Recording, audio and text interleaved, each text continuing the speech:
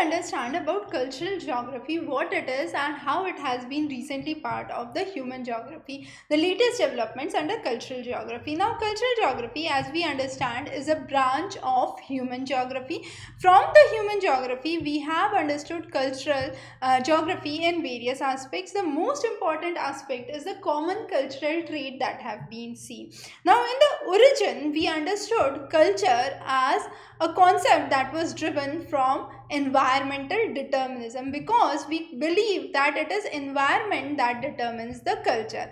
But with the works of Coleslausser and Brown, it was understood that there is not cultural determinism, but there is cultural possibilism. How? In the studies of North and South America that was done by Coleslausser and Brown, it was understood that even in the same environment, you had varied cultures that were found. Now, this varied cultures could be found only because of the possibilities that were seen.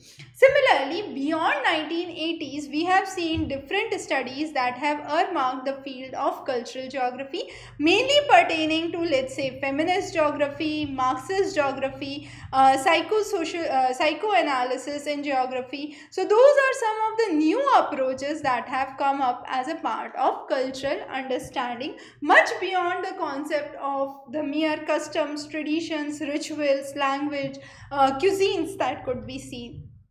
So if we broadly understand the objectives of cultural geography, what are they?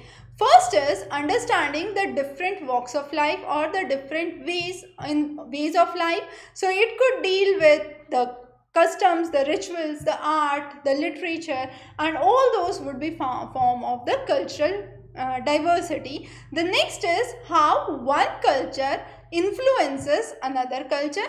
So one culture affecting another culture. A good way of understanding this is through the idea of westernization, how westernization actually followed, and this was further strengthened with the impact of globalization, with the opening up of economies across the globe, how the scenario changed and how the cultures started to dissipate and intermingle. So intermingling of cultures became another important aspect that was understood with globalization.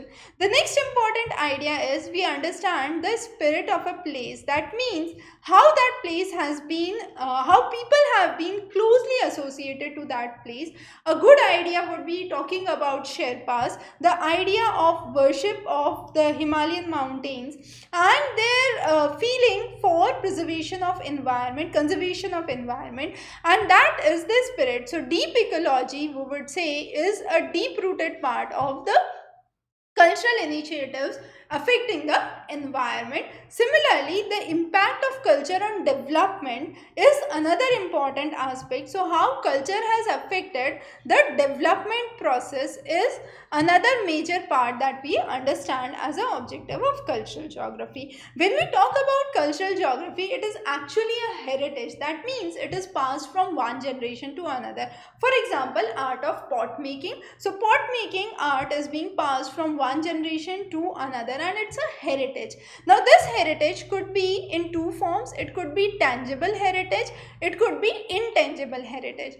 Tangible heritage is one which is given from one generation to another in some materialistic form. So it could be drawings, paintings, monuments, buildings.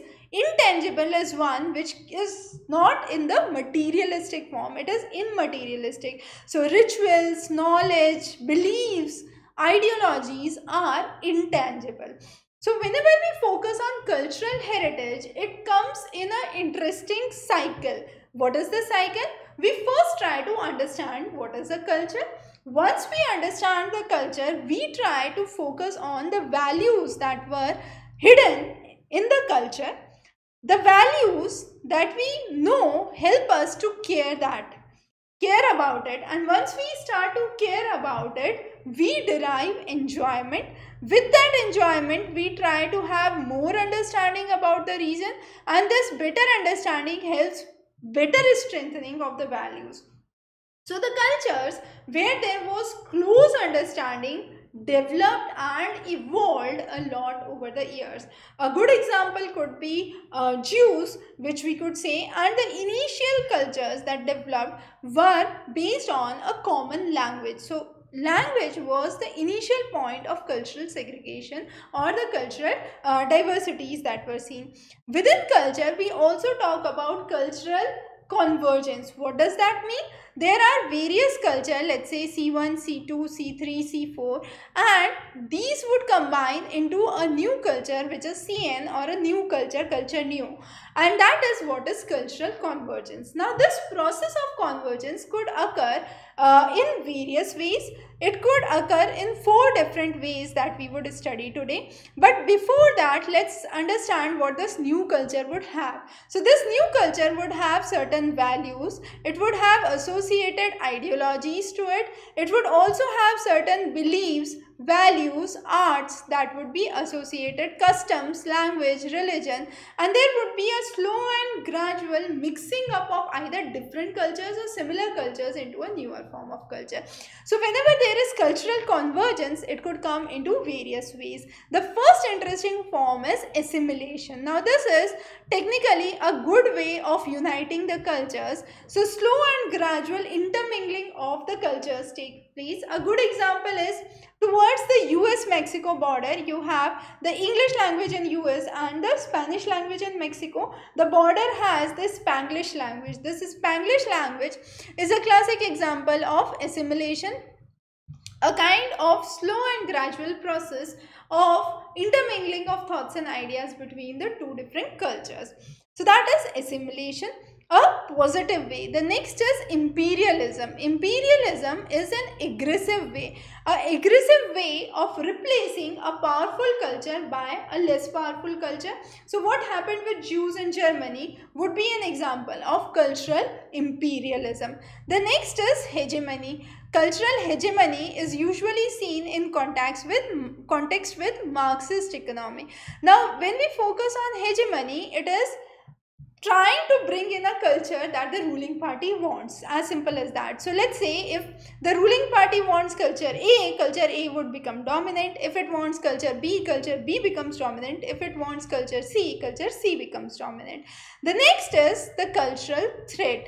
Now cultural threat is an idea where there is a danger that is being perceived. For example, the influx of Japanese in the United States or the rise of Mandarin language in the regions of United States is an example of cultural threat where the local people face a threat to their identity. So there are 4 forms under which cultural convergence can actually take place. That could be an assimilation, a imperialism, a hegemony, or a threat. We have covered more lectures and new topics in our detailed lectures, and those are available in the links below. But yes, if you want more of those, stay subscribed. We would be coming up with many new interesting aspects and development in the cultural geography post 1980s.